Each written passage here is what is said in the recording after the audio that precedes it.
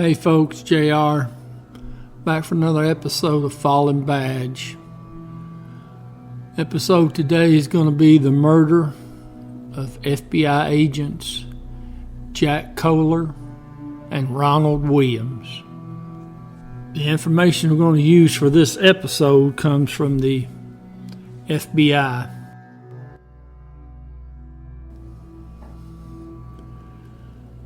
The events we're going to talk about occurred in 1975,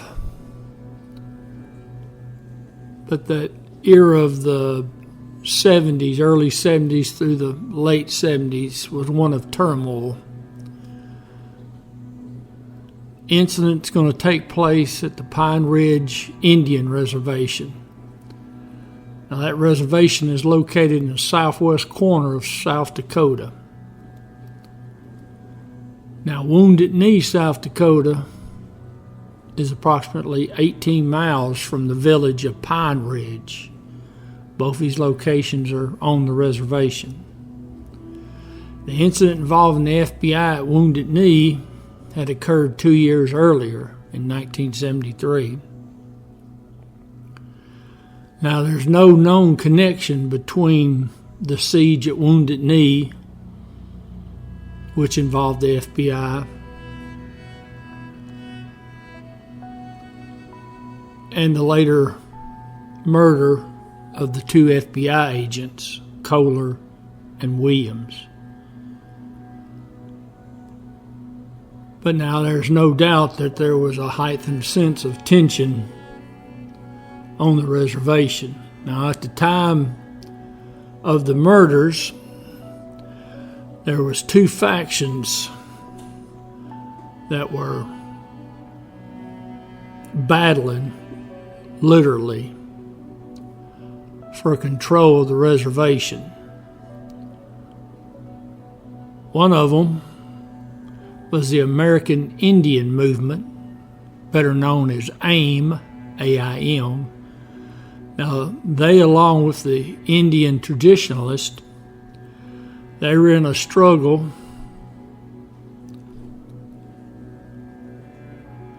against Richard Wilson, who was the president of the tribal government for the reservation. Now, his followers were known as Guardians of the Oglala Nation, better known as Goons. Goons.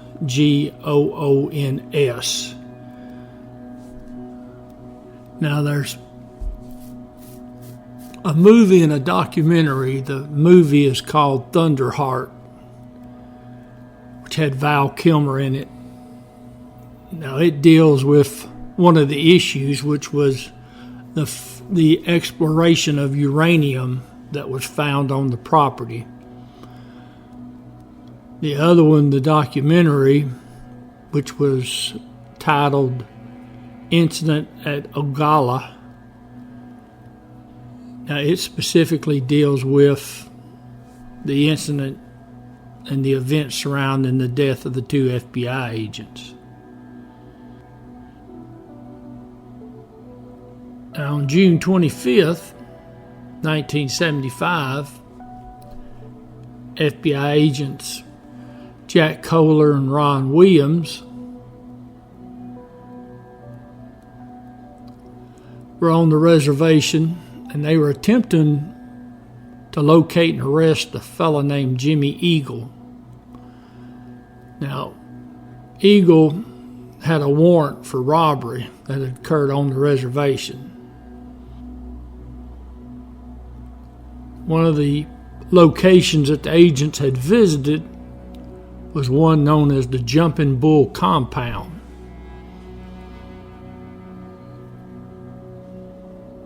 Now, the agents spoke with some people. Of course, they weren't getting a whole lot of feedback as to where Jimmy Eagle might be. So they left for the evening. Now, the next morning, June 26, 1975, Agents Kohler and Williams, they went back to the reservation. And and they made mention of this to several agents and personnel at the FBI office, what their purpose was for going back to the reservation.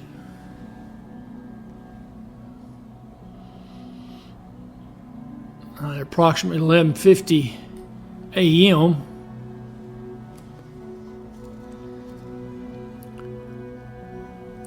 other agents on the radio frequency heard Williams call Kohler on the radio and said that he had spotted a red and white vehicle. He was going to attempt to stop it. Now, some of the information they did garner from their interviews in previous days was the fact that this Jimmy Eagle would probably be occupying a red and white vehicle. Now, Williams and Kohler were in separate cars.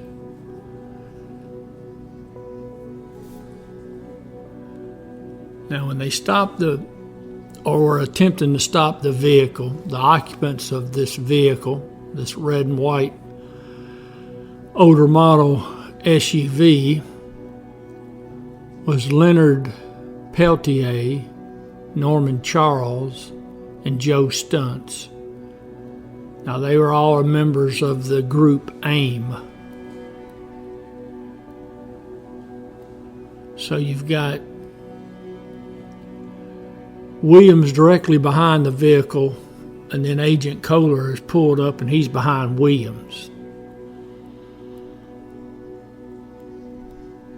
And they're back on the property. The Jumping Bull property, Jumping Bull compound, if you will. Now, the next radio transmission that other FBI agents hear is Williams on the radio saying that the vehicle has stopped and that the occupants are getting out of the vehicle and that they appear to be ready to fire upon the agents. Occupants of the vehicle had long guns. Now, the vehicle has stopped. You'll see later on the maps, on top of a rise, and the agents are down in looks like a bowl. Now, at the time the first shots were fired, suspect vehicle was about 250 yards in front of the agents' cars when they started firing. Now, the last radio transmission that was heard was Williams was giving directions to other agents on how to get to the location where he and Agent Kohler were at.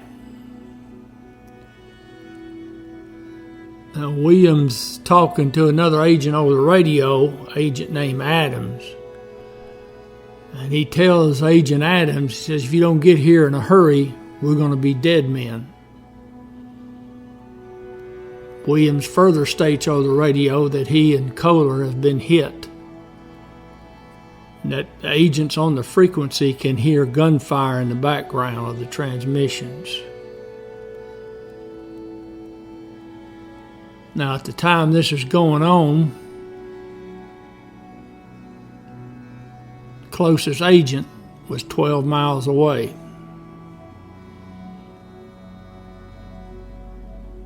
Now, the estimation is that the gunfight that ensued lasted for no more than 10 minutes. Agent Adams got there in about 15 or so. Now, when Agent Adams and the two police officers from the Bureau of Indian Affairs, when they get to the general area, they come under fire. So they can't even get to where the agents are down. So more agents arrive, more officers arrive, Anybody that's got a gun and a badge is heading to the reservation. Now, all these police officers are receiving constant sniper fire throughout the afternoon. And it would take about 5 hours with the support of helicopters before they could reach the bodies of the agents. Somewhere around 4:25 in the evening. Now, examination of the agents' weapons showed that one round had been fired from Agent Kohler's handgun, which at the distance we're talking about, that was pretty well next to worthless. 2 rounds had been fired from Agent Williams' handgun, and 1 round had been fired from Agent Kohler's .308 rifle, and 1 round from Agent Kohler's shotgun, which the shotgun would have limited effect at the ranges we're talking about.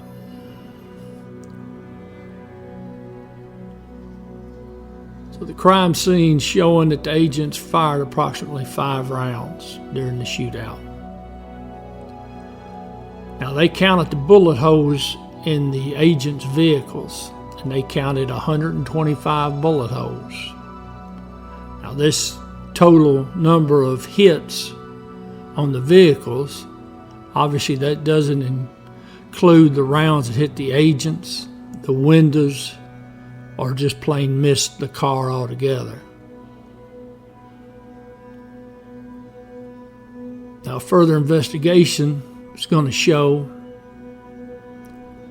that people who are at a 10 encampment a short distance away, assumed to be members of AIM,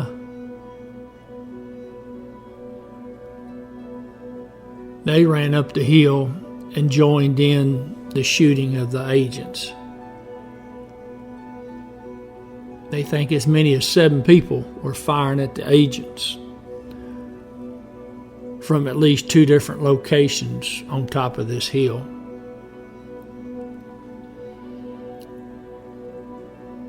Now, the medical examiner said at least 3 .223 caliber bullets were fired at close range at the agents. And when I say close range, these are execution rounds. So somebody's standing over them. According to the ME, Agent Kohler had been hit once in the arm, and that 1 rifle round had nearly severed the arm completely from the body. ME said that his opinion, that round would have totally disabled Agent Kohler, and that he would have been unable to continue to defend himself. They theorized that Agent Kohler was attempting to get his long guns out of the trunk of his car, so he was standing, had lifted the trunk when he was hitting the arm. Now, they found Agent Williams' shirt had been wrapped around Agent Kohler's arm as a tourniquet. Now, they examined Agent Williams' shirt, and the bullet holes in the shirt coincided with the wounds Agent Williams had received to his left arm and side. Agent Williams had also been shot in the foot.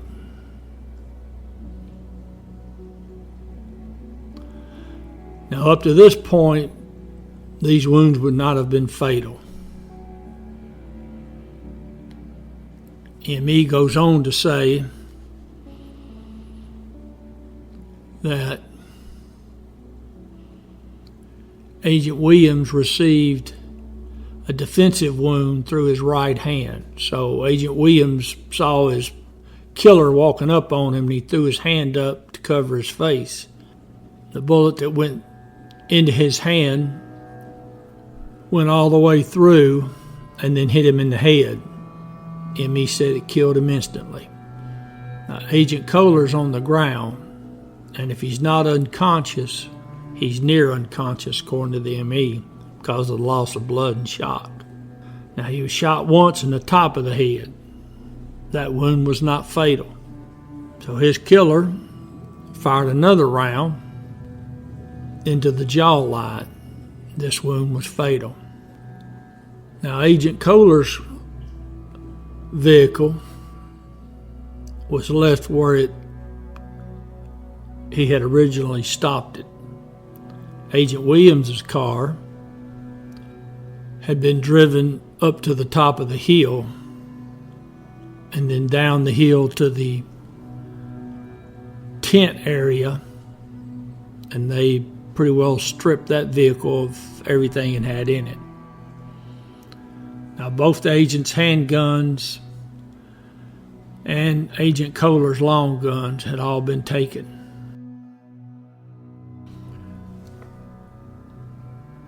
So now the FBI starts a nationwide manhunt for the people responsible for the murder of Agent Kohler and Agent Williams.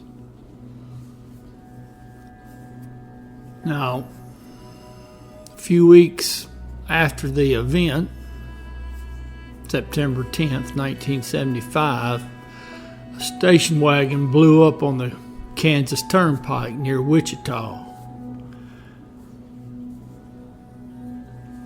Now, found inside the burnt-out car was an AR-15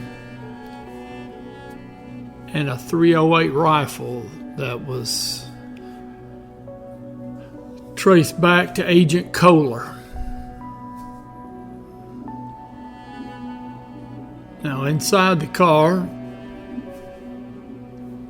were some of Peltier's associates. Peltier was one of the suspects they were looking for. In fact, they believed, the FBI did, that he was the main shooter and that AR-15 was his. So now Robert Robideau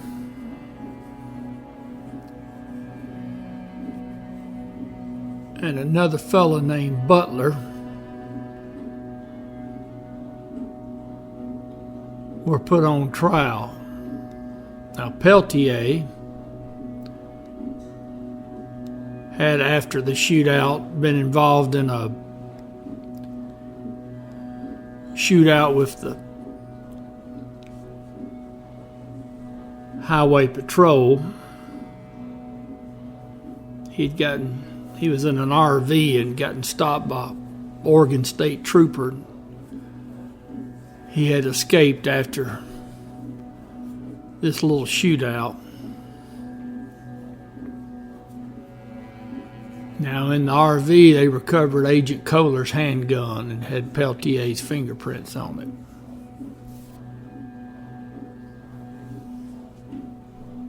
Now, eventually, Peltier is arrested by the Royal Canadian Mounted Police on the Indian Reservation up in Canada. He fights extradition. Well, now, while he's fighting extradition, Robideau and Butler are put on trial. Now, the government didn't have a very strong case. Robideau and Butler were claiming self-defense. They claimed they didn't know it was FBI agents they were shooting at. They just knew there was shooting going on. They thought they were being attacked by members of Goon, and the jury bought it, and they were found not guilty. Now, Peltier finally loses his extradition fight, and he's brought back to the States, and he's put on trial, Cedar Rapids. And they're able to tie Peltier in to the AR-15 that was recovered, and of course fingerprints on the pistol that belonged to Agent Kohler, and they recovered a spent .223 casing that came out of the trunk of Agent Kohler's car because the trunk lid was up. So apparently what that would show is that AR-15 is the one that fired the fatal rounds, or at least one round was fired from his weapon, because that casing would have been ejected and thrown into the trunk that was open on Agent Kohler's vehicle. So in 1977, after a 5-week trial, Leonard Peltier is convicted of 2 counts of first-degree murder. And at the time of this story, he is still in prison. And according to a U.S. Marshal, Peltier is the longest-serving federal inmate in the history of the United States.